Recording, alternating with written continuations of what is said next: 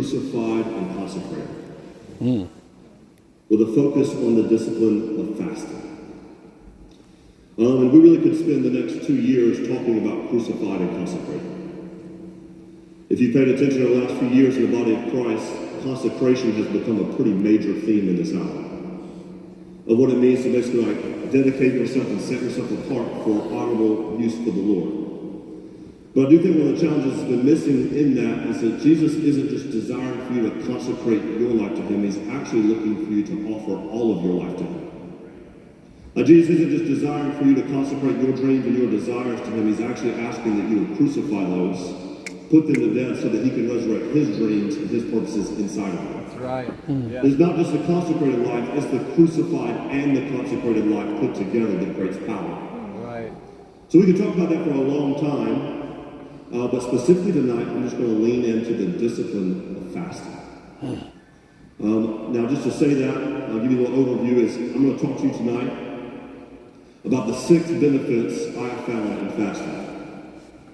Often people will lean on like 1 or 2 of these things, and it honestly like will lead you to be a bit underformed.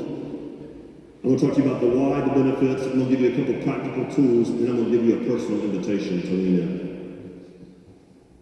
Now, in saying that, I just want to go ahead and get this out of the way, is most of the time we start talking about fasting, everyone is wanting to know, like, what are you doing, how are you doing? Especially in a room full of New Yorkers who are pretty high-performing individuals. It's like, what do I do, how do I do it, let me get this right. I want to caution you from that. One of the greatest fears of my life is my awareness of how much I will probably love the Pharisees. Like in the Bible, they have a radical prayer culture and a radical fasting culture. Like I'll be down to hang. But yet they miss the person of Jesus right in the midst.